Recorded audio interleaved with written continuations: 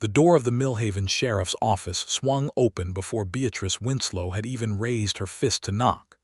She stood in the last amber light of a dying October sun, the year 1882 pressing its full weight down on her shoulders, her dress travel-stained, and her boots caked with 2 days of Colorado road dust.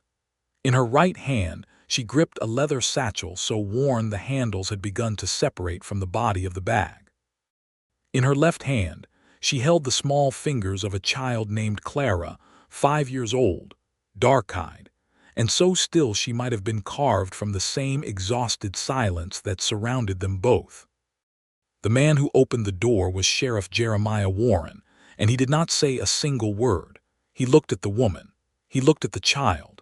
He looked at the hollow terror in Beatrice's gray eyes, the kind of terror that lives behind the expression of someone who has spent the last 72 hours running from something they cannot name out loud in front of a little girl. And then he stepped aside and opened the door wider. He did not ask who they were. He did not ask what had happened. He did not ask whether they were wanted somewhere, whether there was a dark past chasing them down the mountain pass, or whether opening his door might pull him straight into the center of someone else's catastrophe.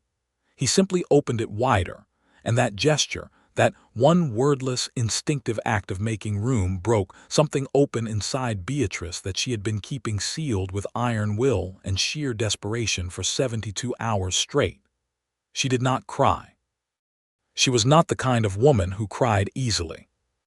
But her breath caught in a way that Clara noticed, because the child looked up at her with those dark, watchful eyes and squeezed Beatrice's fingers just slightly tighter, and that small pressure was almost more than Beatrice could bear.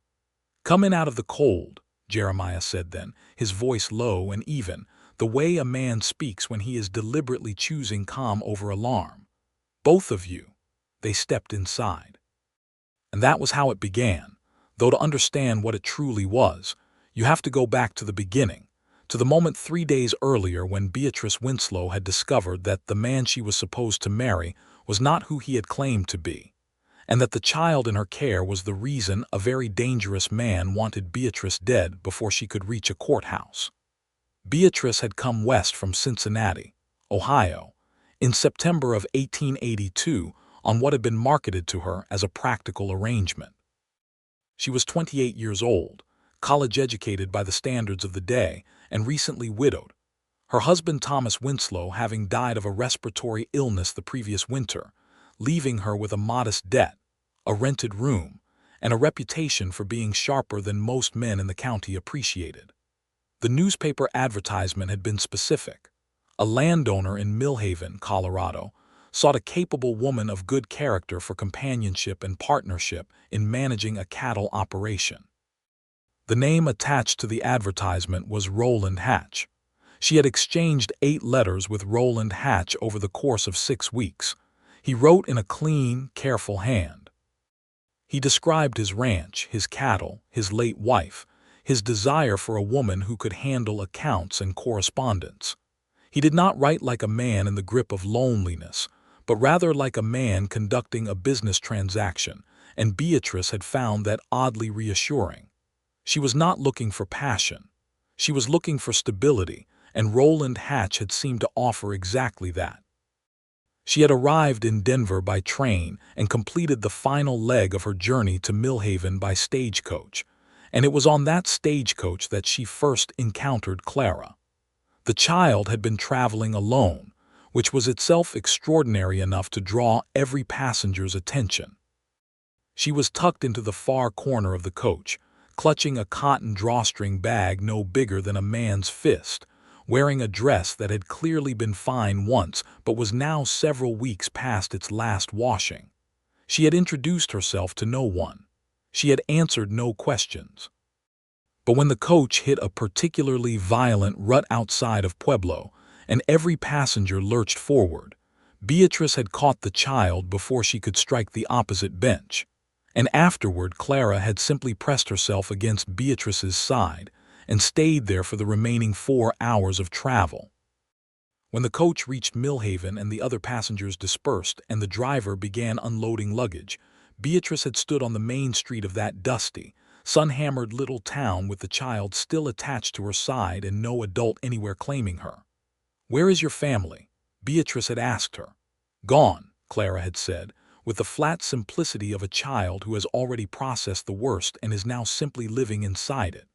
"Gone where?" Clara had looked up at her with those dark eyes. "Dead," she said. Beatrice had crouched down to the child's level. "What is your name?" "Clara Reeves." "How long have you been on that stagecoach, Clara?"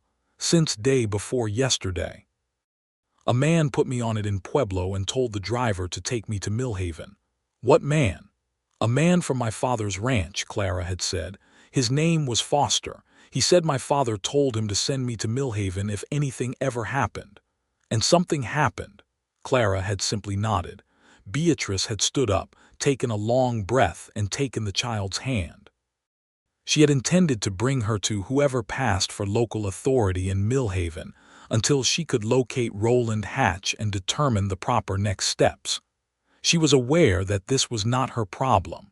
She had come west for a specific purpose, and inheriting a homeless 5-year-old was nowhere in that plan. But Clara's hand was very small in hers, and Beatrice Winslow had always been constitutionally incapable of setting down a problem once she had picked it up. She had been walking toward what she assumed was the town center when Roland Hatch had appeared. He had arrived in a wagon, his face slightly flushed, his eyes taking in the sight of Beatrice and immediately moving to Clara with an expression that Beatrice could not, in that moment, fully interpret, but that her instincts registered as something wrong. He had smiled. He had welcomed her. He had driven them both to his ranch, which was large and well-maintained and located about 4 miles outside of town. He had shown Beatrice to a comfortable room, provided Clara with a meal and a place to sleep, and been unfailingly polite through the entire first evening. The wrongness had not crystallized until the second morning, when Beatrice overheard Roland Hatch in conversation with another man behind the closed door of his study. She had not been eavesdropping. She had been walking down the hallway to find the kitchen, because the house was large and she was still learning its layout. The voices had simply been too loud to ignore. "She brought the child straight to me," Roland had said. "Good." The second voice was unfamiliar, low, deliberate. "And the girl, you're certain it's her?" "Clara Reeves. Daughter of Martin Reeves, heir to the Reeves water rights on the Southern Fork. Once the child is dealt with, the rights revert to the next claimant under the territorial agreement. Which is you? Which is me? The Winslow woman is a complication. She's seen the girl. Complications can be managed. I want it done quietly. Make it look like they never arrived." Beatrice had pressed herself flat against the wall of that hallway and forced herself to breathe without making a single sound, because her entire understanding of where she stood had just been dismantled in the space of 30 seconds. She was not a prospective wife. She was not a capable woman being recruited for a genuine partnership. She was bait, or perhaps more accurately, she was a mechanism, a respectable-looking woman who might persuade a small traumatized child to accompany her somewhere without resistance. Roland Hatch had advertised specifically to draw in someone like her, a widow, educated, desperate enough to consider traveling across the country to marry a stranger, and presentable enough that a child might trust her. He had used her to get to Clara, and now he considered her a complication. She had moved with absolute silence back to the room where Clara slept, gathered the child without waking her gently enough that Clara had come awake blinking and confused, and Beatrice had pressed a single finger to her lips and watched the girl's eyes clear into immediate, terrifying comprehension. The comprehension of a child who has already learned that silence can be survival. They had slipped out through a window.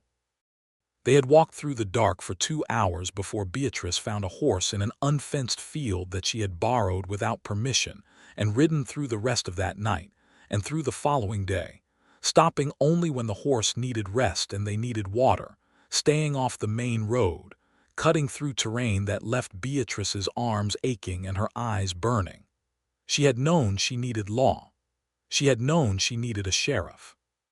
But she had also known that Roland Hatch was a man of standing in this territory, a landowner with money and connections, and that simply walking into the nearest law office and announcing that a respected local rancher had discussed having a child dealt with was exactly the kind of claim that got dismissed when a woman had no witnesses and no evidence and arrived looking like she had slept in a field, which she had. She had ridden to Millhaven anyway, because Millhaven was where Clara's father had intended to send her. Because somewhere in this story, there had to be a reason Martin Reeves had told his ranch hand to bring his daughter here specifically. And because Beatrice was out of road, she had arrived at the sheriff's office with Clara's hand in hers, and Jeremiah Warren had opened the door wider without asking. The office was small but orderly. A potbelly stove in the corner threw amber warmth across two rough-hewn chairs, a desk covered in papers and a law book, a rifle mounted on pegs above the window, and a cot against the far wall that was clearly used occasionally for sleeping and currently held a folded wool blanket. A coffee pot sat on the stove. The smell of it hit Beatrice like a physical comfort.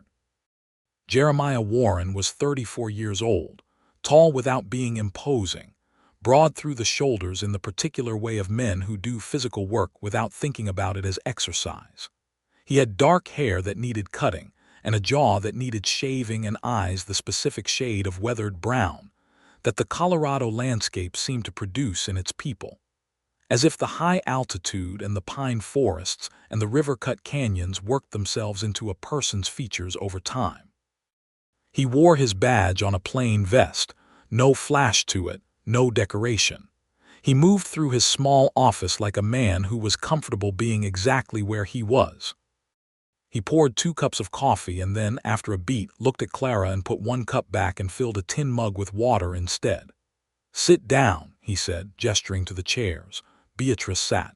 Clara sat beside her, pressed against her arm. Jeremiah sat on the edge of his desk and looked at them both with a patience that was clearly genuine. He did not reach for a pen or paper. He did not launch into official procedure. He simply waited.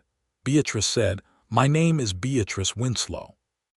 I came from Cincinnati in September to meet a man named Roland Hatch regarding a marriage arrangement. This child is Clara Reeves, daughter of Martin Reeves, who owned a cattle operation on the southern fork of Mineral Creek. She is 5 years old. Her father is dead. She is the heir to a water rights claim that Roland Hatch wants for himself, and 2 days ago I overheard Roland Hatch tell an unidentified man that Clara needed to be dealt with, and that I was a complication.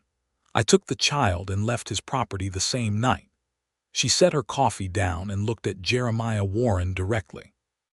"I have no evidence except my own testimony. I have no witnesses.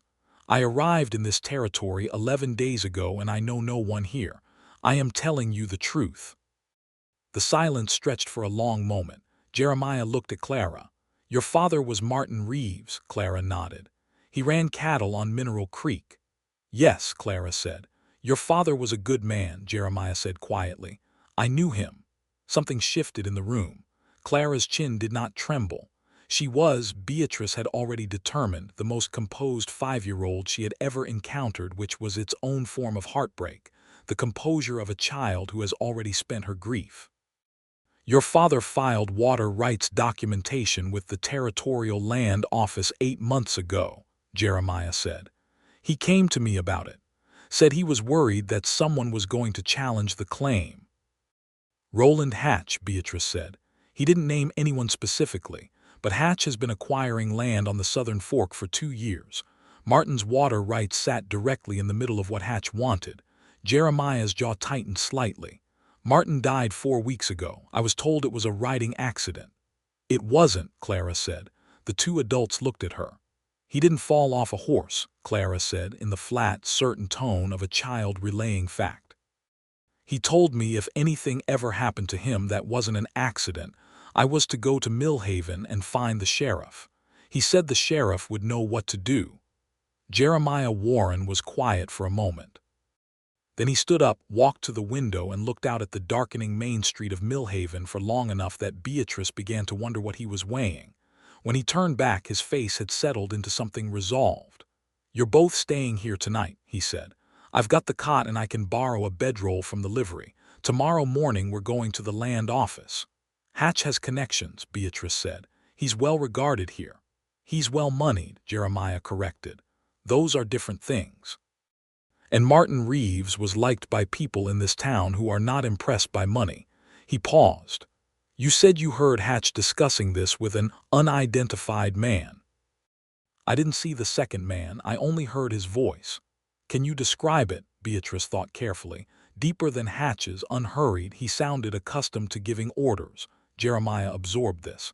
"There's a man named Cutter who runs the freight operation out of the Southern Valley. He's worked as Hatch's hired problem for 2 years. That description fits." "Is Cutter dangerous?" "Yes," Jeremiah said without embellishment. Beatrice looked at him steadily. "Are you?"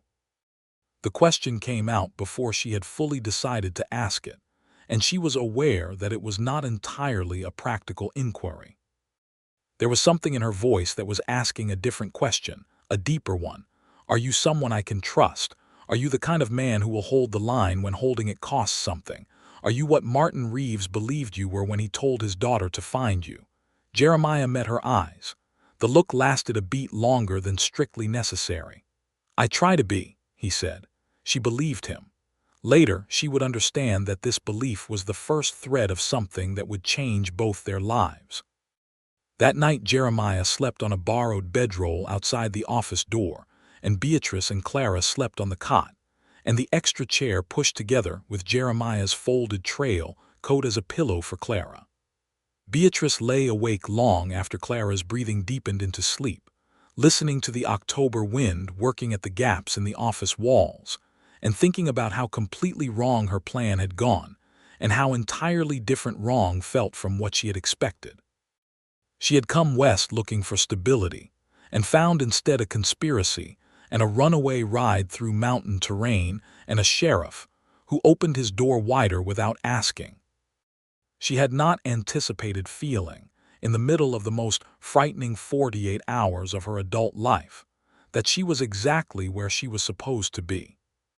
In the morning, Jeremiah had coffee ready before either of them woke, and when Clara sat up blinking and confused by the unfamiliar ceiling, he had a piece of hardtack and a dried apple slice ready on a tin plate, and he presented it without ceremony, without making a production of it, and Clara accepted it with the gravity of a small person who takes food seriously. Beatrice watched this exchange over the rim of her coffee cup, and felt something she had no immediate vocabulary for settle in the center of her chest. "I need to send a wire to the Territorial Land Office before we walk over there," Jeremiah said. "I want confirmation of the filing status before Hatch hears we're moving on it." "You think he'll hear quickly? He has friends in this town. Not loyal friends, convenient ones, but convenient friends talk." He buckled on his gun belt with the casual efficiency of a man for whom the action was as automatic as pulling on boots. "I also need to wire the circuit judge in Denver. What you heard constitutes a conspiracy charge if we can build corroborating evidence." "What corroborating evidence do we have?" Martin's original concerns about the water rights, which he documented in a letter to the land office, the timing of his death relative to the claim filing, the fact that Clara was specifically routed to Millhaven by a ranch hand on her father's staff. That ranch hand is a witness. He paused. "And you?" "I told you I'm uncorroborated." "You're credible," he said. "That's not the same thing as uncorroborated. You came here voluntarily. You had every opportunity to leave the territory and not involve yourself. You have no stake in the water rights. A woman with a hidden motive doesn't do what you did." He looked at her directly. "I believe you, Miss Winslow. And I'm going to make sure the right people hear what you heard." She set down her coffee cup. "It's Mrs. Winslow," she said. "I was widowed last year." He absorbed this with a slight nod. "Mrs. Winslow," he said, and there was something careful in the way he corrected himself, something that was not merely courtesy but attention, as if the detail mattered to him for reasons he wasn't prepared to examine yet. They walked to the telegraph office together, Clara between them, and Beatrice noticed that the child had shifted from holding only her hand to holding both their hands, Jeremiah's on her left. Beatrice's on her right, as naturally as if this were an established arrangement. Jeremiah did not comment on it. He simply adjusted his stride to match the child's shorter steps. The telegraph operator, a narrow man named Gibbs, gave them a sharp look when they came in, and Beatrice filed the look away as belonging to the category of convenient friend. But he sent the wires without obstruction, because whatever Roland Hatch's influence in Millhaven extended to, it apparently did not include direct interference with official sheriff's business carried out in broad daylight. The land office was a different matter. The clerk, a young man named Alderton who sweated through his collar despite the October chill, confirmed that Martin Reeves had filed a water rights claim on the southern fork of Mineral Creek. But then, with the expression of a man reading from a script, he did not write, added that a competing claim had been filed 6 days after Martin's death by a party represented by Roland Hatch's attorney, and that the question of the original claim's validity was currently under administrative review. Jeremiah's expression did not change, but his voice dropped about half a register. Under whose authority was the review initiated? Alderton's sweat increased. The Territorial Commissioner's Office. And who petitioned the Commissioner's Office? The Competing Claimants' Counsel. Roland Hatch's attorney. That is, the process was, Alderton, Jeremiah said, with complete quiet. I'm going to need a copy of every document related to this claim, filed by any party from the original filing to today. I'm going to need it this afternoon. And I need you to understand that impeding a sheriff's investigation into a potential homicide is a different category of problem from anything you've done so far. The word homicide landed in the small office like a stone into still water, and the ripples crossed Alderton's face clearly. Homicide, he repeated. Martin Reeves did not die in a riding accident, Jeremiah said. And when the circuit judge arrives from Denver, that determination is going to reshape every document in this room that touched the Reeves claim. I'd recommend you think carefully about your position. They had the documents by midday. Beatrice spread them across Jeremiah's desk, while Clara sat in the corner with a piece of brown paper and a pencil that Jeremiah had produced from a desk drawer, and proceeded to occupy herself with focused artistic work that Beatrice chose not to examine too closely. The documents told a story that was almost admirably brazen in its construction. Hatch's attorney had moved within days of Martin's death, suggesting the competing claim had been prepared in advance, suggesting knowledge that Martin's death was coming, suggesting a premeditation that reached far beyond a territorial land dispute into something considerably darker. This is enough to request an injunction on the competing claim, Beatrice said, tracing a specific filing date with her finger. Jeremiah looked up from his own reading. You know land law. My late husband was an attorney, she said. I assisted with his practice for 6 years. I'm not admitted to the bar, obviously, but I read every case that came through that office. Something shifted in Jeremiah's expression, a recalibration, an update to whatever understanding of her he had been building since she walked through his door. Then you already know this filing date is wrong, he said. It's been backdated, she confirmed. The notary stamp is from a date prior to the filing clerk's signature. That's impossible under standard procedure. The clerk signs before the notary. Someone switched the order. Either the clerk or the notary is complicit, which means Hatch has reach into the county filing system. Which means this needs to go to the federal circuit, Jeremiah said. Not just the circuit judge. This is land fraud on a territorial scale. They looked at each other across the desk covered in documents, and the seriousness of what they were facing became fully visible between them in that moment. Not just a local land dispute, not just one corrupt rancher, but a network of complicit officials and a murdered man and a small child who was the only living heir to a claim that some very determined people wanted erased. They'll come after us, Beatrice said. Hatch knows I'm gone by now. He knows I came to town. Yes. Cutter. Possibly. What do we do? Jeremiah was already moving, pulling on his coat and reaching for a second key from the desk drawer. We move Clara somewhere safe and we build this case fast enough that Hatch has no time to operate. Where is safe in a town where he has friends? My sister's house, Jeremiah said. Eleanor. She lives on the north side with her husband. Hatch never had any business with her and she has no convenient friendships.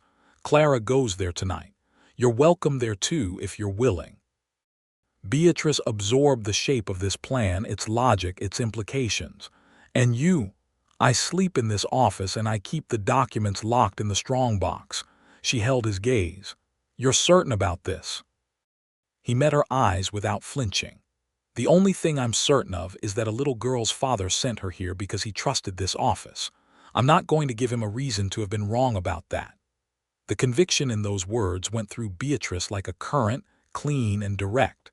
She had been trying to measure Jeremiah Warren since she walked through his door, trying to determine the depth of his reliability, the nature of his motivations, whether there were hidden motives beneath his surface calm. She was a woman who had learned through bitter experience that the world's default position was that people were primarily interested in their own advantage, and that kindness without cost was usually kindness in anticipation of a debt. But Jeremiah Warren was motivated by Martin Reeves's trust in this office, by a dead man's faith, by a professional obligation that went past paperwork into something that looked uncomfortably like principle. And principle, in Beatrice Winslow's experience, was the rarest commodity in the territory. Eleanor Warren, now Eleanor Crane, married 3 years to a carpenter named Douglas who built furniture and asked no questions that were not his business, was a woman of 30, small-framed and energetic, with her brother's same steady brown eyes and a directness that Beatrice recognized as a family characteristic. She took one look at the situation, her brother on her doorstep at 4 in the afternoon with a travel-worn woman and a solemn small child, and opened her own door wider.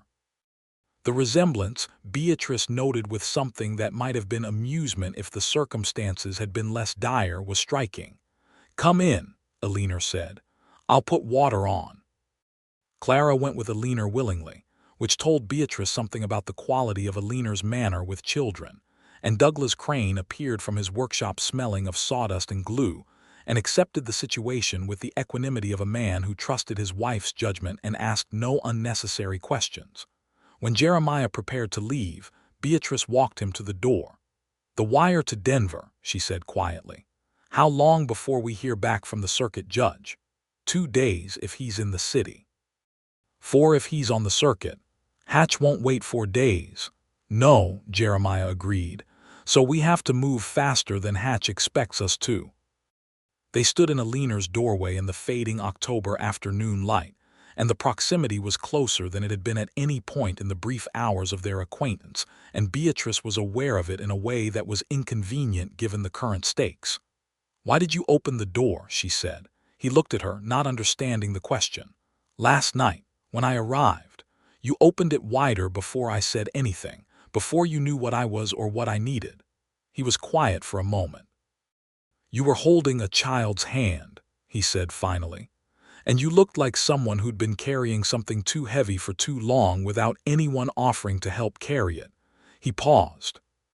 "I didn't know what kind of trouble you were in, but you were clearly in it, and the child clearly needed somewhere safe. The rest didn't seem like something you need to know before you open a door." Beatrice looked at him for a long moment.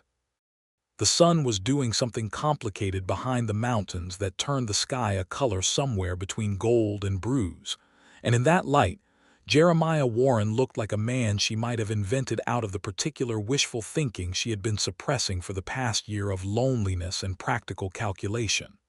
"Thank you," she said. He nodded once, replaced his hat, and walked back toward town. She stood in the doorway longer than was strictly necessary. Inside, she found Clara at Eleanor's kitchen table eating corn bread and studying the situation with the expression of a philosopher considering a moderately interesting theorem. "He is the sheriff," Clara said. "Yes," Beatrice said. "He knew my father." "He did," Clara considered this. "Do you like him?" "Clara, father said you can always tell a good person by whether they open the door before they ask who's knocking," Clara said. "He opened the door." Beatrice sat down at the table and looked at this 5-year-old who carried her father's wisdom in her like a lamp. "Your father was very smart," she said. "He was the smartest," Clara agreed, without sadness in this moment, only certainty. Alina poured coffee and sat across from Beatrice and did not ask anything direct, which was the greatest possible courtesy she could have offered. But after a comfortable silence she said, "He's been alone for 3 years, my brother, in case that matters." Beatrice looked at her coffee cup. "It might," she said carefully, "but there are more pressing concerns at the moment." "There always are," Alina said. "And somehow the important things still have to live inside the pressing ones, or they never get room at all." The next morning arrived gray and cold, the first serious warning of mountain winter that the territory had been building toward for weeks, and Jeremiah appeared at Alina's door at 7 with 2 things. A reply telegram from the circuit judge's office in Denver confirming Judge Howard Parrish would arrive within 3 days by the fastest available transport, and the information that Roland Hatch's man Cutter had been seen riding toward Millhaven the previous evening. The 4 of them sat around Alina's kitchen table, Jeremiah and Beatrice and Alina and Douglas, Clara still asleep on the spare cot in the back room, and worked through the situation with the focused attention of people who understand that the calculus has changed. "Cutter arriving means Hatch knows you came here," Jeremiah said to Beatrice. "He'll assume you've gone to law. He doesn't know about the documents yet." "Can we use that window?" Douglas asked. He was a man who said little, but when he spoke, said useful things. "If we can get the documents to a second location before Cutter locates them, we create a problem for Hatch that he can't solve by burning the sheriff's office," Jeremiah said. Beatrice looked up sharply. "He would do that. A man who eliminates a water rights claimant and backdates legal documents and sends a hired enforcer after a woman and a child," Jeremiah said, "is a man who has already decided that the rules are only inconveniences." He paused. "Yes, he would do that." "Then we need copies," Beatrice said. "Handwritten copies, every key document. The filing dates, the notary stamps, the signatures. We distribute them." "The postal rider goes to Denver tomorrow at noon," Alina said. "Douglas can get him the package before he leaves. And the original documents need to be somewhere Cutter won't think to look," Jeremiah said. He looked at Alina. "Underneath the second drawer of the bureau in the front bedroom," Alina said immediately. "Douglas built that bureau. There's a gap that isn't visible." Douglas nodded once. "An hour's work." "All right," Jeremiah said. He looked at Beatrice. "We'll need the copies made today." "I'll start now," she said. They worked in Alina's kitchen all morning, Beatrice copying documents in her clear, precise hand, while Jeremiah cross-referenced the filing dates against a territorial records almanac he had retrieved from his office, building the evidentiary chain that would tell the circuit judge the story clearly enough that no amount of Hatch's money or influence could muddy it. Clara woke at 8 and ate breakfast, and positioned herself in the corner of the kitchen with her brown paper, resuming the drawing she had been engaged in the previous day, providing a kind of quiet ambient presence that was oddly stabilizing. At one point Beatrice looked up from her writing and noticed what Clara was drawing, a house with a large door, 2 figures standing in the doorway and a smaller figure between them. She looked at Jeremiah. He was looking at the drawing too. He caught her eye and looked immediately back down at the almanac, but the corner of his mouth had moved slightly. They were not ready when Cutter arrived at noon. They were almost ready, which was worse in some ways. Beatrice heard the hoofbeats on the main street from Alina's kitchen and looked at Jeremiah and saw him hear it too. He was already on his feet. "Stay here," he said, the words aimed at both of them but landing with particular weight on Beatrice. She ignored this in the specific way of someone who acknowledges the instruction and continues doing the contrary thing for principled reasons. She stood up and moved to the front window and looked out through the curtain. Cutter was exactly as Jeremiah had described, a large, deliberate man who carried stillness the way some men carry weapons, as a tool of intimidation. He was riding a gray horse, and he was not alone. There were 2 other riders with him. 3 men, Beatrice said. Jeremiah appeared beside her at the window. He assessed the situation for a count of 3 seconds. "Douglas," he said quietly. Douglas Crane appeared from his workshop. "I need you and a leaner to take Clara to the Hendersons on the South Road," Jeremiah said. "Tell them the sheriff sent you. They'll ask no questions." Douglas looked at a leaner. A leaner nodded. 30 seconds later, in the organized way of people who trust each other, Douglas was lifting Clara, who went with the alert, cooperative calm of a child who had already learned when to run, and when to trust the adults running, and a leaner was pulling on her coat. "The documents are already in the bureau," Douglas said to Jeremiah as he passed. "Good man," Jeremiah said. Then it was just him and Beatrice and Cutter on the street. "You should go with a leaner," Jeremiah said. "I'm the only witness to what Hatch said," Beatrice replied. "If Cutter is here for the witness, removing the witness is not the same as solving the problem." He looked at her with an expression that was partly frustration and partly something that looked very much like recognition, the recognition of a man who has just fully understood who he is dealing with. "Stay behind me," he said. "I'll stay beside you," she said. He looked at her for one more moment. Then he picked up his hat, settled it, and opened a leaner's front door and walked out. Beatrice walked out beside him. Cutter pulled up his horse in front of a leaner's house with the easy confidence of a man who knows he has more force behind him than the person he's confronting. He had a wide, flat face and pale eyes and the build of someone who has settled many arguments with his physical presence alone. His 2 men flanked him at a slight distance, hands loose near their gun belts. "Sheriff Warren," Cutter said, acknowledging without deference. "Cutter," Jeremiah replied, in exactly the same tone. Cutter's pale eyes moved to Beatrice with the assessing look of a man cataloging a problem. "This the Winslow woman. This is Mrs. Winslow, who is currently under the protection of this office," Jeremiah said.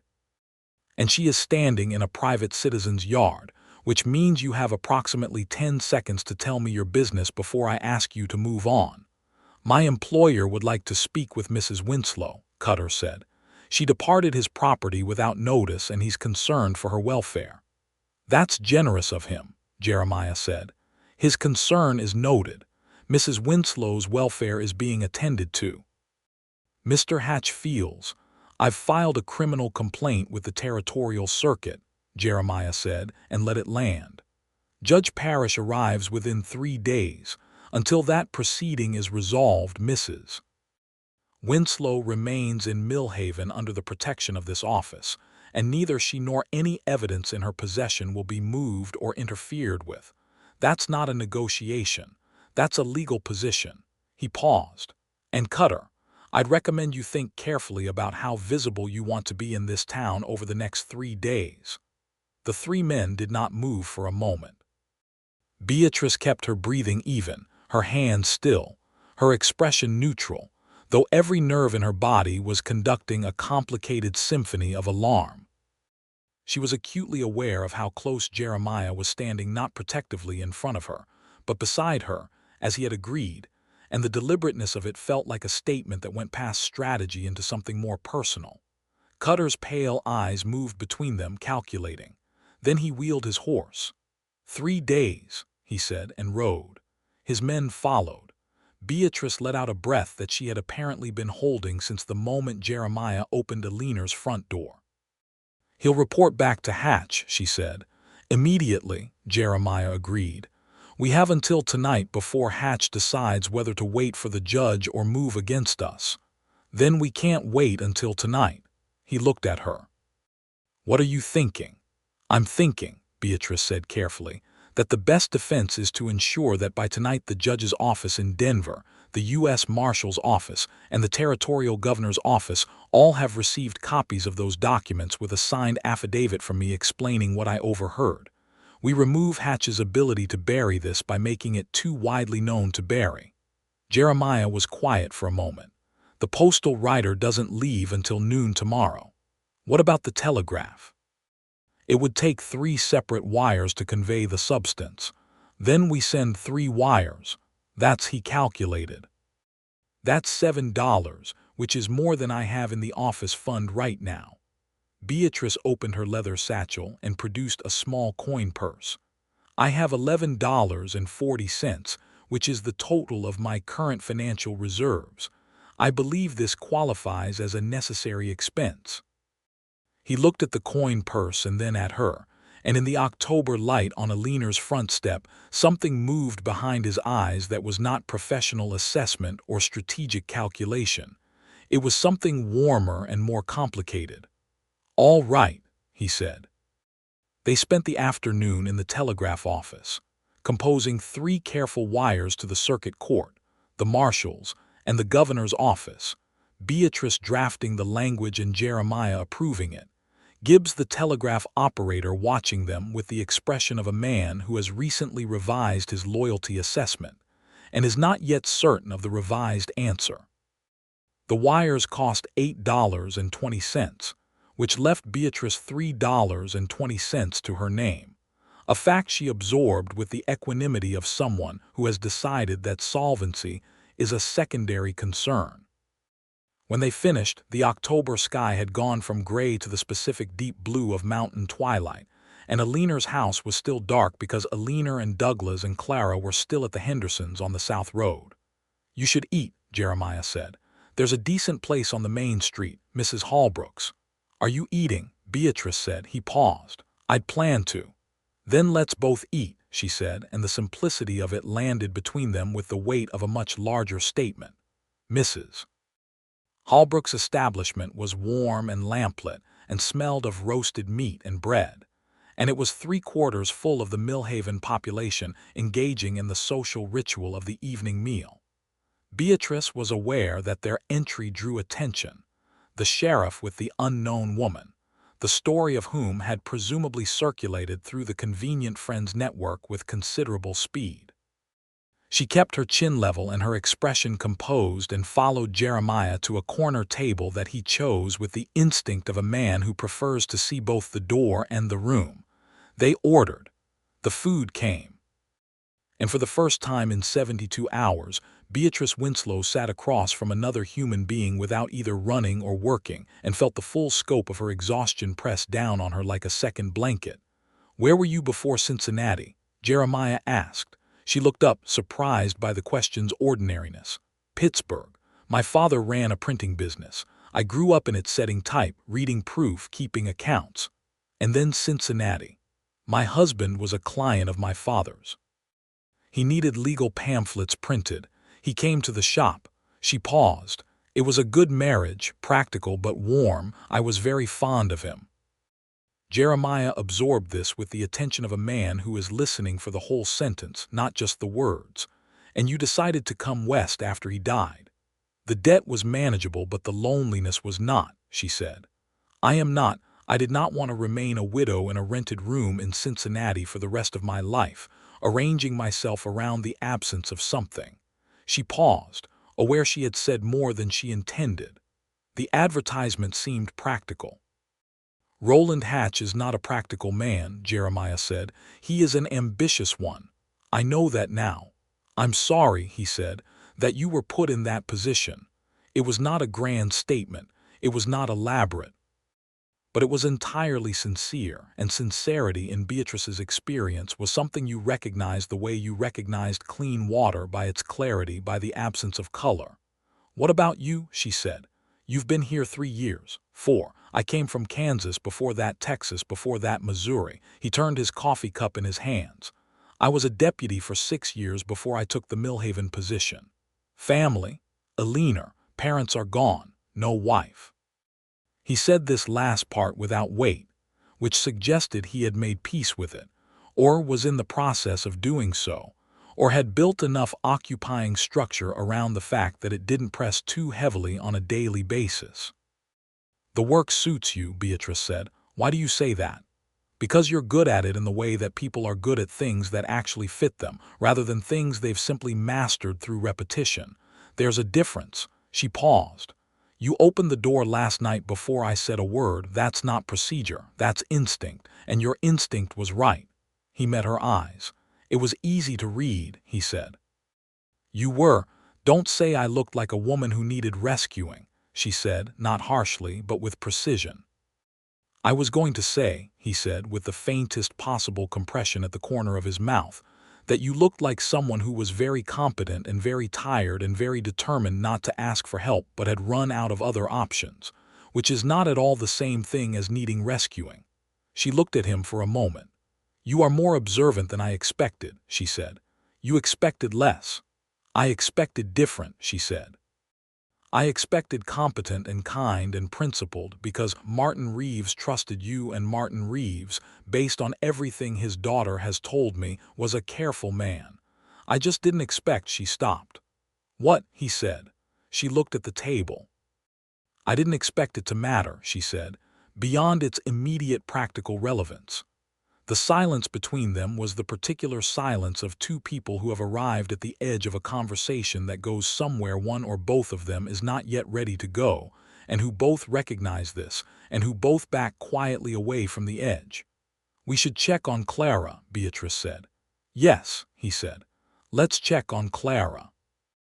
They walked to the Hendersons, together through the dark, which took 20 minutes and required no conversation. And the lack of conversation was entirely comfortable in a way that Beatrice would examine later, in the privacy of her own thoughts, as evidence of something she was not yet naming. Clara was asleep at the Hendersons, in what was clearly the best spare room, tucked under a quilt that Mrs. Henderson had provided with the maternal efficiency of a woman who has raised 4 children, and can assess a child's need for warmth and security in under 30 seconds. She slept with her fist curled under her chin and the cotton drawstring bag she'd carried on the stagecoach clutched loosely to her chest. Beatrice looked at this small person for a long moment. "She's going to be all right," Jeremiah said quietly beside her in the doorway. "I know," Beatrice said. "She's extraordinary." "Yes," he agreed. "Her father was too." They stood in the doorway of that room looking at the sleeping child for another moment, and the domesticity of the posture, 2 adults watching over a sleeping child together, was not lost on either of them, and the weight of what it implied settled between them like something that was going to have to be addressed, eventually, once the immediate crisis allowed for it. Judge Howard Parrish arrived on the 2nd day, not the 3rd, because the circuit court had received the telegraph from Jeremiah's office and had sent the judge by the fastest available conveyance with a U.S. Marshal riding alongside him. His name was Parrish, but he was built like a mountain and operated with the glacial, absolute authority of a man who has been dispensing federal law in Western territories for 22 years and has seen every variation of corruption the frontier produces. He arrived at Jeremiah's office at 10 in the morning of the 3rd day of Beatrice's residence in Millhaven, and Jeremiah had the copies of the documents laid out on the desk in organized chronological order, and Beatrice sat across from the judge and gave her testimony in a clear, precise voice for the better part of an hour, and Judge Parrish asked questions with the surgical exactness of a man extracting a splinter, and the marshal took notes. And when it was finished, the judge looked at the documents and at the notes and at Beatrice and said, "Your account is consistent and detailed, and you have no evident stake in the outcome other than truth." He issued a writ for Roland Hatch's arrest that afternoon.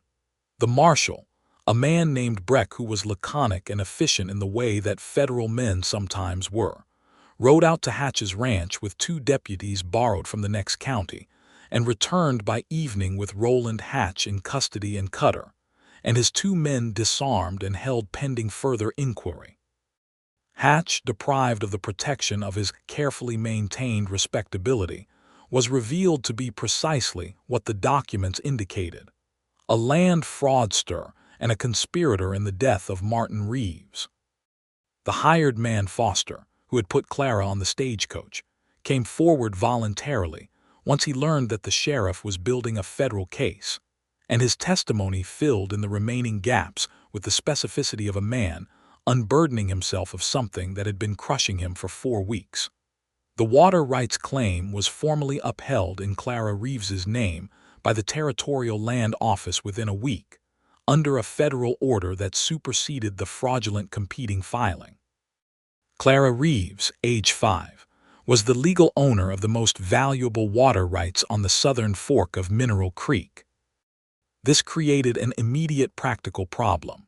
Clara Reeves was 5 years old, had no surviving family, and currently resided in the spare room of the Henderson household with a cotton drawstring bag and 3 dresses, and a piece of brown paper covered in drawings of houses with large doors. It was Jeremiah who raised the issue directly, on the evening after the judge's departure, sitting across from Beatrice in his office with 2 cups of coffee and the straightforward manner of a man who has been thinking about a thing and has decided to simply say it. "She needs a guardian," he said, "a legal one, someone who can manage the claim and trust until she's of age." "I know," Beatrice said. "You've been her primary caretaker since the stagecoach." "I have. And she trusts you." "She does." He looked at his coffee cup and then at her.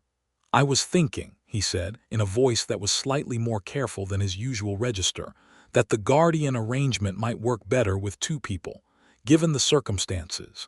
Given that a water rights claim of that value requires legal management, and that there are people in this county who are going to require watching for some time, and that—" He paused. "And that," Beatrice said. "And that I'd like you to stay," he said. "Not just for Clara, for I'd like you to stay." The oil lamp on his desk threw a warm circle of light over the papers and the coffee cups and his hands on the desk and his face, which was doing something complicated that she recognized as the expression of a man who has something he wants to say and is trying to say it in a way that is honest without being presumptuous. "Jeremiah," she said. "I know," he said. "It's been 4 days. I know what that sounds like." "It sounds honest," she said. "I'm not objecting to the honesty.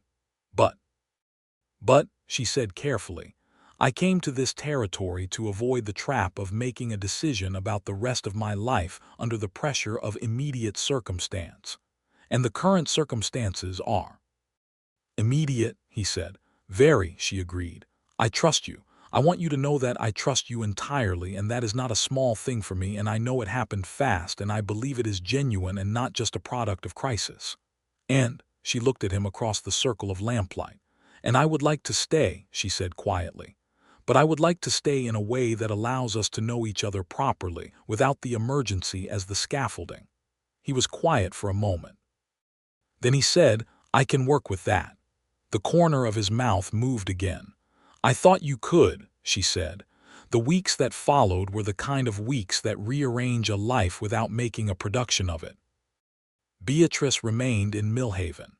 She took a room at the boarding house operated by Mrs. Holbrook, which was clean and reasonable, and came with meals included, and she applied to the territorial court to be named Clara's legal guardian, a petition that Jeremiah formally supported in his capacity as the sheriff of record for the Reeves matter. The petition was granted by the end of October. Clara, in response to this development, moved into Mrs. Holbrook's boarding house alongside Beatrice with the pragmatic acceptance of a child who has been recalibrated by circumstance to take reasonable good news as simply the next development rather than as a miracle. She slept in the small room adjoining Beatrice's, and she went to the Millhaven schoolhouse every morning, and she spent her afternoons drawing or sitting in the corner of whatever room the adults occupied, listening to conversations with an attentiveness that suggested she was filing everything away for future reference. She also developed a comfortable habit of visiting Jeremiah's office in the late afternoon, because his office was on the way between the school and the boarding house. He kept hardtack in the desk drawer and a tin of dried apple slices, and Clara would sit in the corner chair and eat one, and sometimes ask him questions about what he was doing, and he would answer them with complete seriousness in the way that adults answer children, when they have decided the child deserves the same respect as any other person. Beatrice began coming to collect her in the late afternoons, which meant that Beatrice was in Jeremiah's office for at least 30 minutes every day, and eventually the 30 minutes extended to an hour, and eventually Jeremiah began leaving his paperwork incomplete until she arrived because it was easier to work through it when she was there. She asked the right questions. She saw the angles he missed. She had the legal literacy to catch the documentation errors before they became problems. By November, they had developed a working routine that had the comfortable, load-bearing quality of something structural. Beatrice reviewing the land office filings that came across Jeremiah's desk for accuracy. Jeremiah consulting her on the territorial law questions that his practical experience identified, but his training had not fully covered. They were good together in the practical sense, the complementary skills sense, the way two people can be good together when their different capabilities interlock rather than compete. And they were good together in other ways that were slower to articulate. He learned that she took her coffee without sweetener and liked to read in the evenings and was not afraid of silence. She learned that he rose before dawn out of genuine preference rather than discipline, and that he had a specific way of tilting his head when he was working through a problem that she began to watch for, and that he was funnier than his grave manner suggested, with a dry, quiet wit that came out in moments of ease. November brought the first real snow to the mountain valley that contained Millhaven, and the town contracted into itself the way frontier towns did in winter, the population drawing in, the social distances shortening. Eleanor and Douglas Crane had them to dinner 3 Sundays in a row, and Clara fit into Eleanor's kitchen table with the naturalness of someone who had been included in that particular configuration of people for much longer than she had. It was at one of these Sunday dinners that Eleanor said, with the cheerful directness of a woman who has decided that being subtle is a waste of everyone's time, "Jeremiah, when are you going to ask Beatrice to walk out with you properly rather than pretending that sharing a desk every afternoon doesn't count?" Douglas looked at his plate with the expression of a man who loves his wife enormously and has decided not to moderate her. Jeremiah looked at Eleanor with the expression of a man who has 3 younger siblings in his origin story, even though in this case he has 1, and she carries enough force for 3. Beatrice looked at her coffee cup and felt warmth climb from her collar to her hairline. Clara looked at Eleanor with immediate approbation. "I have been thinking the same thing," she announced, with the satisfaction of someone who has found an ally. "You are 5 years old," Jeremiah said. "Almost 6, Clara said. After dinner, walking back to the boarding house through the first real snow with Clara between them, taking both their hands as she had developed the habit of doing since the morning after their arrival, Jeremiah said, "Eleanor is not subtle." "No," Beatrice agreed. "She's not wrong either," he said. Beatrice looked straight ahead at the snow-whitened street. "No," she said, "she's not." He was quiet for half a block. "Would you like to? There's a social event at the church hall next week. December. Mrs. Henderson organizes it every year." He paused. "I would like to take you, if you would like to go." Clara squeezed both their hands simultaneously, which was not coincidental. "Yes," Beatrice said. "I would like to go." The social event at the church hall on the first Saturday of December was the kind of event that small frontier towns produced in winter to remind themselves that civilization had followed them west, long tables and music, and a fiddler who played everything from hymns to reels with equal enthusiasm, and a complete lack of concern for transitions. Mrs. Holbrook brought her famous molasses cake. The Henderson children ran in circuits until they were caught by parents and redeposited at chairs. The Reverend made a speech of appropriate brevity, and the fiddler struck up again. Beatrice wore her best dress, which was dark green wool with ivory buttons, and she had done her hair more carefully than usual, and she had done nothing else because she was not a woman who performed for approval, but she was a woman who understood that there are moments when care is a form of respect, for the occasion, for the person you are going to. Jeremiah arrived at the boarding house to collect her and Clara, and when Beatrice came down the boarding house stairs, he looked at her with an expression that lasted perhaps 2 seconds, and contained more information than most people convey in full speeches, and then he offered his arm with the gravity of a man who takes the gesture seriously. She took it.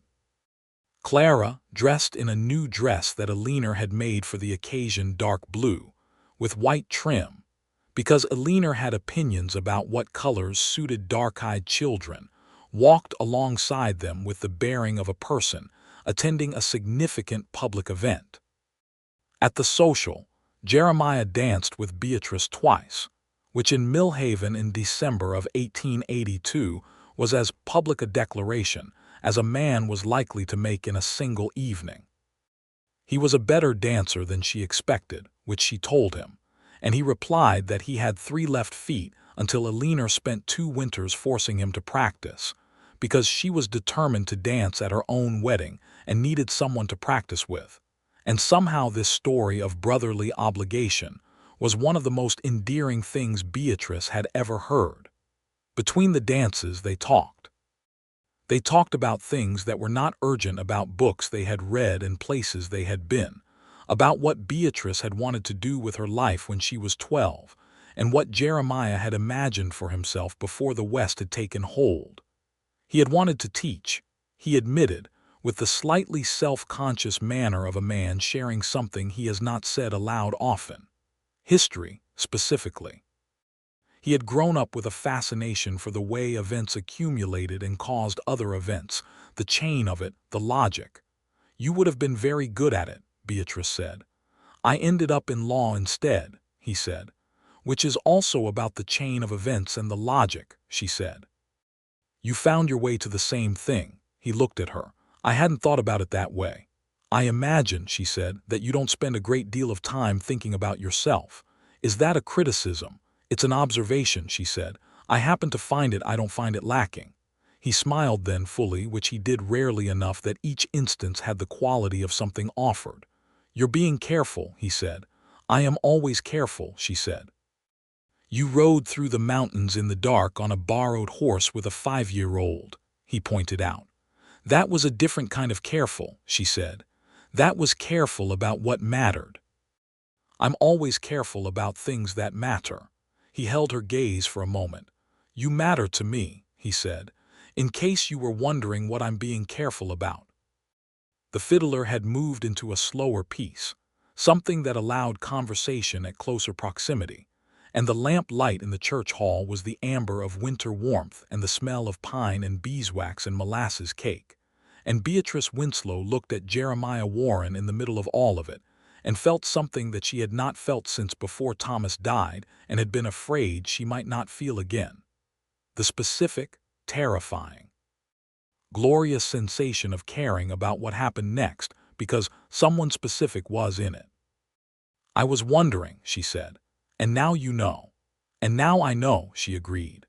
Clara, appearing from somewhere in the vicinity of the molasses cake table, assessed the situation with rapid competence and decided that the adults were doing something important and retreated to find Mrs. Henderson's children. December moved through Millhaven with the particular combination of severity and beauty that Colorado mountain winters produced. The snow deepened. The days shortened. The boarding house was warm, and the school kept its schedule through all but the worst days, and Clara continued to grow in the specific ways that 5 almost 6-year-olds grow, not so much in height as in complexity, her personality clarifying itself the way water clarifies as sediment settles. She was precise, like her father.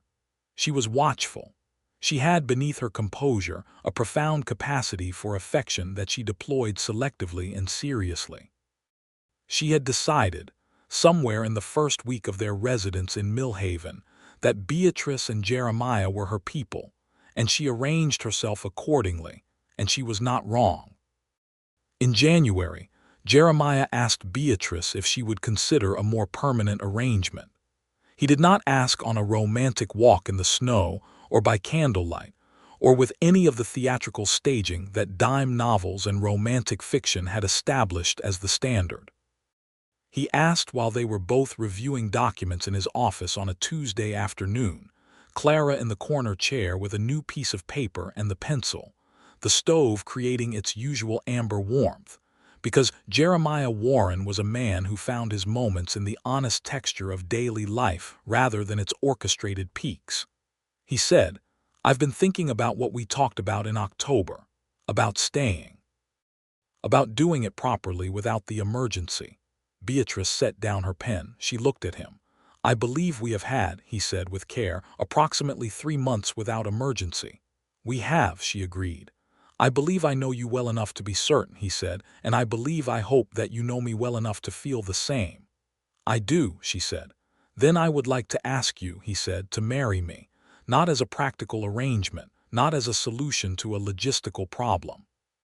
I would like to marry you because you are the most remarkable person I have met in my life, and every day with you in it is better than the day before, and I would like all my remaining days to have you in them." Clara had put down her pencil. The office was entirely still. Beatrice Winslow looked at Jeremiah Warren across his desk, covered in territorial documents and coffee cups, and the accumulated evidence of 3 months of working together, and knowing each other, and building something real from the wreckage of a scheme that had never been designed to produce anything good, and felt the absolute certainty of someone who has been careful long enough and now knows exactly what the careful attention has revealed. "Yes," she said. "Absolutely yes." Clara picked up her pencil and added a new detail to whatever she was drawing and said, without looking up, "Good." They married in March of 1883, when the first suggestion of spring was working its way up through the mountain snow, and the days were beginning to hold light past 5 in the afternoon. The ceremony was in the church where they had attended the December social, performed by the same reverend, with Eleanor Crane as Beatrice's witness and Douglas Crane as Jeremiah's, and Clara in the dark blue dress that had been made new in December and now required letting out at the hem because she had grown, standing very straight and very serious in the front row with the look of someone attending to an important proceeding. Mrs. Henderson cried, which started something of a chain reaction. The fiddler from the December social played afterward. Mrs. Holbrook brought molasses cake. When Jeremiah put the ring on Beatrice's finger, a simple gold band that had been his mother's, which Eleanor had saved and presented to him the week prior with the complete lack of ceremony that characterized everything Eleanor did, he looked at her with an expression that she knew by now was the full version of what he usually kept compressed, the expression he deployed only in moments when formality was insufficient. She looked back at him with the equal fullness of what she had been holding since October, since the night she walked into his office with Clara's hand in hers, and he opened the door wider without asking, since the moment she understood that the person who does that, who sees the need without being asked, and simply makes room, was exactly who she had spent her adult life hoping existed somewhere. "I didn't expect any of this," she told him in the private moment before the Reverend said the final words. "I know," he said. "I'm glad the plan failed," she said. "The plan was always going to fail," he said. "It got us here." They moved into a house that spring, a proper house on the north side of Millhaven, that Jeremiah had been renting for 2 years, and that they negotiated to purchase from its owner, with a combination of saved wages and a modest loan from the Territorial Bank. Douglas Crane built them a kitchen table and 2 bookshelves and a bed frame, and Eleanor provided curtains in a specific green that she announced was the correct color for the windows without being invited to have an opinion on the matter. Beatrice arranged the bookshelves with the books that had been packed in her travel satchel, and the additional ones she had acquired over the winter law books, a history of the territories, 2 novels, a volume of poetry that she read privately and did not discuss. Clara had a room that was fully hers, and she arranged it with the careful deliberateness of a person who has not had a room to arrange in some months and takes the privilege seriously. The brown paper drawings were pinned above her desk. The cotton drawstring bag, which contained a pocket watch that had been her father's, a small photograph, and 2 letters, was placed in the top drawer of the small bureau that Douglas had built specifically for her dimensions. The spring and summer of 1883 were good in the way that seasons are good when the fundamental conditions of a life are right. Jeremiah's territory expanded in jurisdiction as the county reorganized, which meant more work and more responsibility, and more evenings reviewing paperwork at the kitchen table with Beatrice across from him, which he had privately determined was the arrangement he preferred to all others. Clara attended the Millhaven school and became, with the careful thoroughness that characterized everything she did, an excellent student with a particular gift for arithmetic that her teacher mentioned to Beatrice with the specific tone of someone who has recognized something notable. The water rights on the southern fork of Mineral Creek were managed in trust by Beatrice as Clara's legal guardian, generating a reliable annual income that was held in a territorial bank account in Clara's name for her future. The ranch that had been Martin Reeves's was leased to a family named Ortega who worked it well and paid a fair lease and looked after the land with genuine care. In the fall of 1883, Beatrice discovered she was expecting a child. She told Jeremiah on a Tuesday evening, which seemed to be the day on which important things were said in their household, and he received the information with a stillness that lasted about 4 seconds, and then dissolved into something she had no other word for than joy. Not the performative joy of announcement, but the deep, physical joy of a man who has been offered something he had stopped expecting. He stood up from his chair and crossed the kitchen in 2 steps and held her with the careful, absolute certainty of someone who understands what he is holding. "Are you well?" he said into her hair. "Very," she said. "I'm well. Are you frightened?" "A little," she said. "Are you?" "Considerably," he said, "but in the good direction."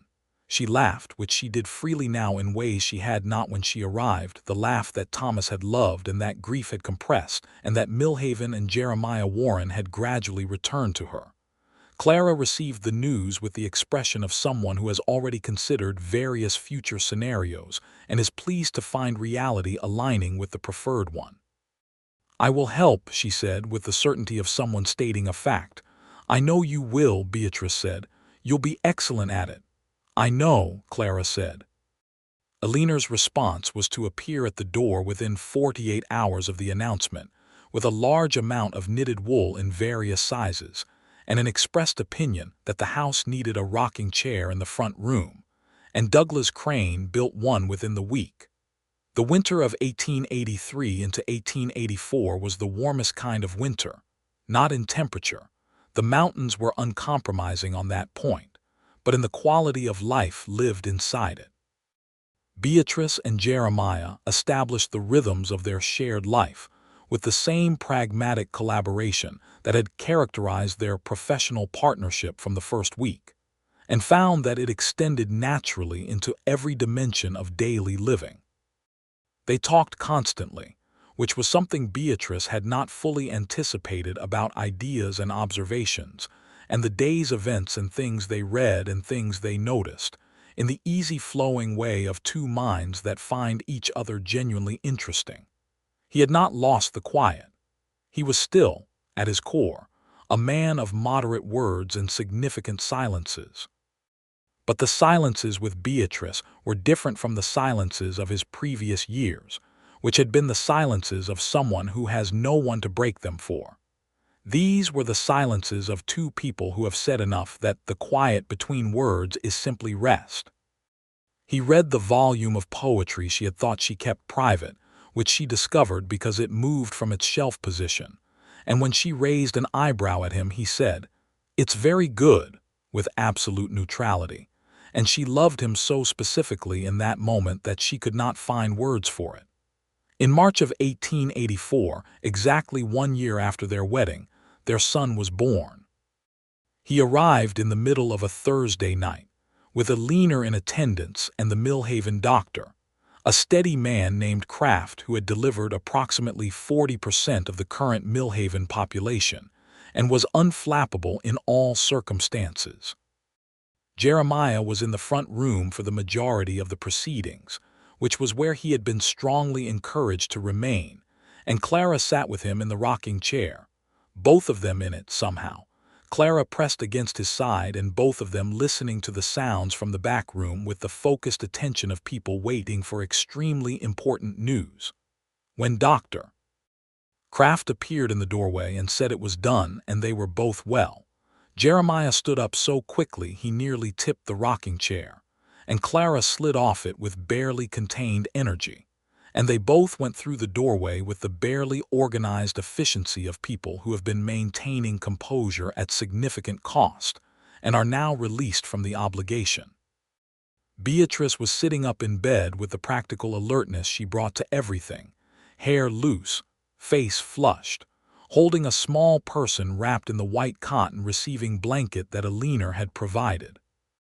She looked up when they came in, and her expression was something Jeremiah would return to for the rest of his life when he needed to remember what mattered. "Come and see," she said. The child was small and red-faced and utterly furious about the sudden existence of cold air and light, which seemed like a reasonable response. He had Beatrice's gray eyes and Jeremiah's dark hair, already visible as a faint suggestion of what it would become, and he made his position on the general state of affairs extremely clear in a voice larger than his entire person. "He's angry," Clara observed from beside the bed, studying him with the expression of a scientist making an initial assessment. "He'll settle," Alina said from the doorway. "His name is Thomas," Beatrice said, looking at Jeremiah. "If that's all right," Jeremiah looked at her, "after your husband. He was a good man who deserves to be remembered," she said, "and he would have liked this, all of this. He would have found all of it very satisfying." Jeremiah sat on the edge of the bed beside her and looked at the small, furious person she was holding and felt, in a way that was completely disproportionate to the available vocabulary, the specific weight and wonder of this moment, the accumulated distance from everything that had brought them here, from Beatrice's advertisement in Cincinnati and Thomas's death and Roland Hatch's scheme and a child on a stagecoach, and a door opened wider without asking. "Thomas Warren," he said. "Thomas Warren," she agreed. Clara reached out one careful finger and touched the baby's cheek, and the baby's furious expression shifted slightly, as if registering the gentleness, and Clara looked up at Beatrice with an expression that was the full, unguarded version of everything she usually kept composedly contained. "He's ours," Clara said. "He's ours," Beatrice confirmed. The years that followed were good years, the kind of years that a person in the middle of them sometimes forgets to identify as good because the goodness is structural rather than eventful. It is in the dailiness, the accumulated warmth, the specific contentment of a life that is where it should be. Jeremiah served as Millhaven's sheriff for another 11 years before accepting a position as a federal marshal, which suited both his experience and his sense of the work, and carried Beatrice's full support because she had opinions about the expansion of his professional scope, and the opinions were positive. He was very good at it, not in the showy way of frontier legend, but in the real way of someone who understood people and patience, and the long, careful work of keeping order in a landscape that was perpetually negotiating the terms of its own civilization.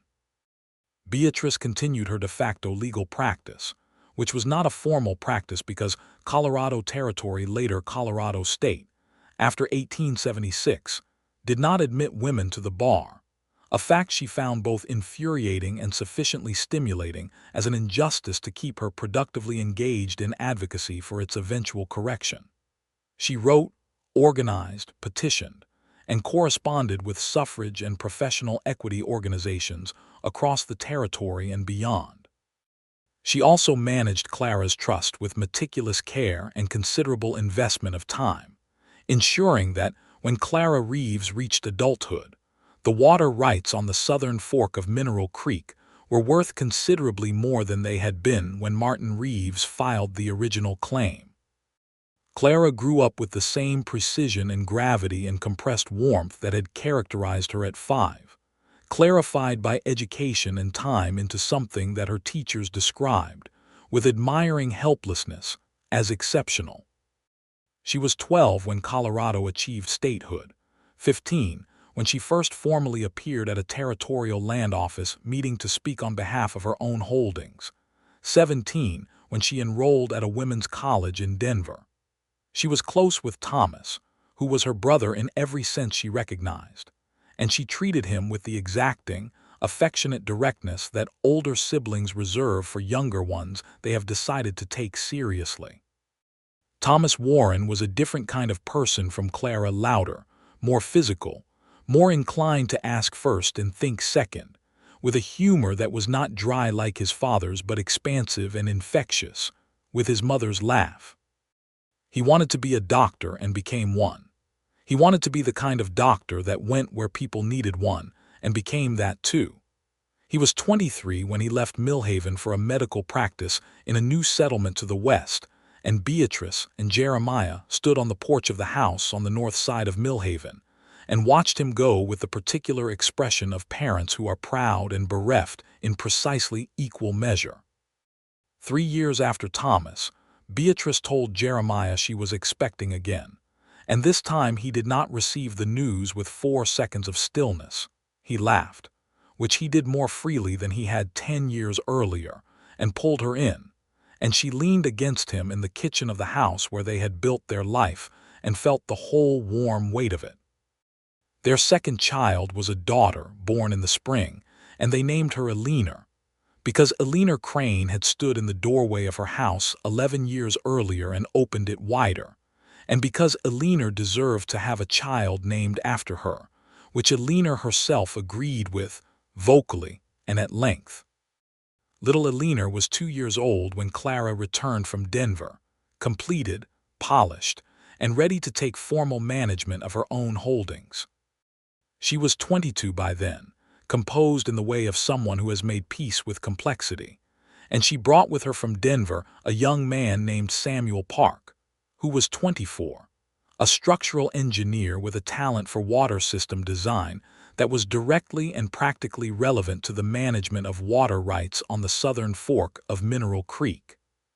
She introduced him to Beatrice and Jeremiah at the kitchen table in the house on the north side of Millhaven, and Beatrice saw in about 30 seconds that the introduction was not merely professional, and she looked at Jeremiah, and he looked at her, and nothing needed to be said because they had been reading the same text for 14 years and were very good at it.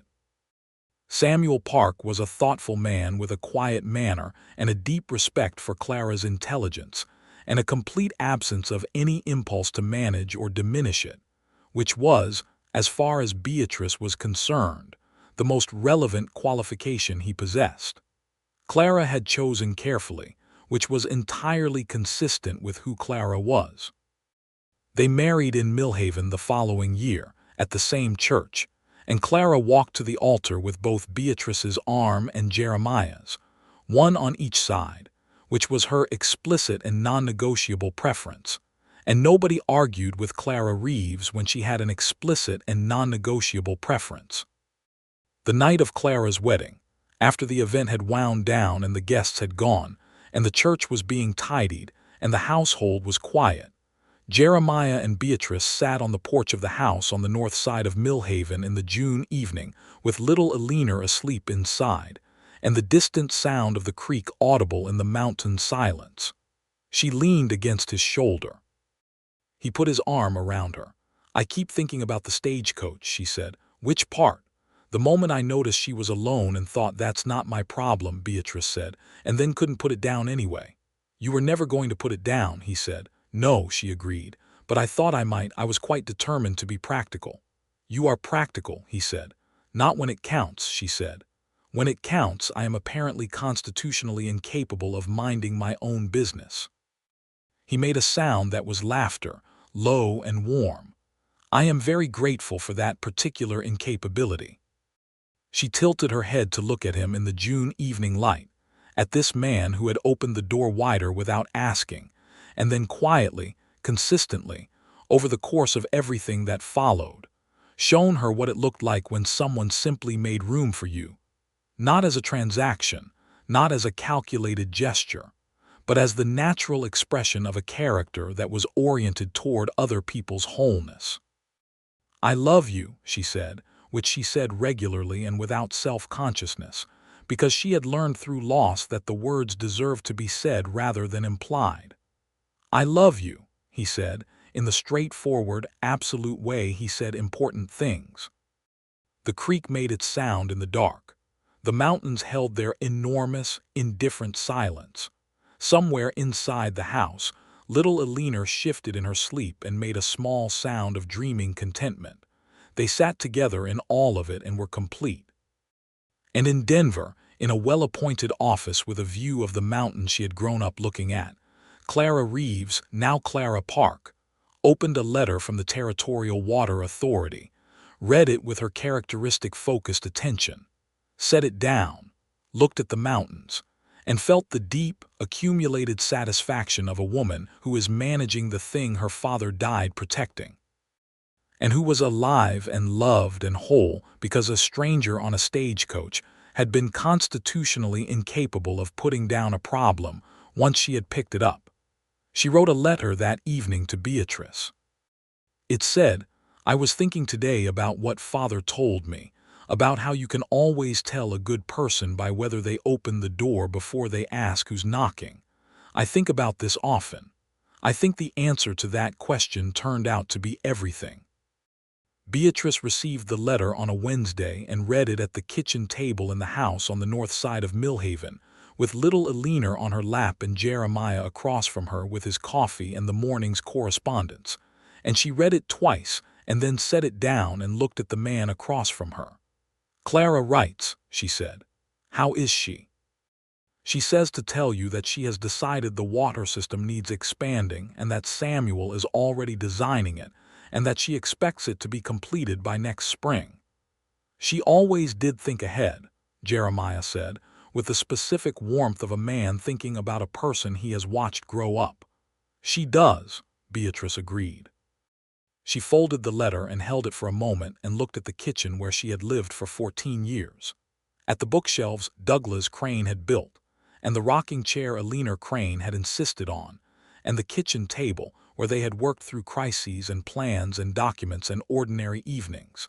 And at the man across from her, who had opened his door wider the night she arrived with a child's hand in hers, not because he was told to, and not because he calculated the advantage, but because a woman and a child needed somewhere safe, and he was, at his essential core, a person who made room. The West was still wild in its way. It was 1898 by now, the century turning toward something new, the frontier closing in the ways that frontiers close, not with a single dramatic event, but with the gradual accumulation of law and settlement and railroad track, and the particular kind of order that is built person by person, door by door, in the small, daily decisions of whether to open wider or hold firm. In the house on the north side of Millhaven, they had always opened wider. Little Elinor climbed down from Beatrice's lap and trotted across the kitchen to her father, who received her with the automatic, effortless ease of a man for whom this small person's arrival in his vicinity was the most natural and welcome thing in the world. And she pressed her dark-haired head against his chest, and he held his coffee cup in one hand and her in the other arm, and looked at Beatrice over the top of her head with an expression that required no words and received none. Beatrice looked back at him across the kitchen table, across 14 years, across everything that had led them here from the moment she arrived with Clara's hand in hers, and felt, as she did every morning in this kitchen in this life they had built together, the particular, undiminished gratitude of someone who knows exactly how close the whole thing had come to going differently. He had opened the door wider. Everything else had been possible because of that.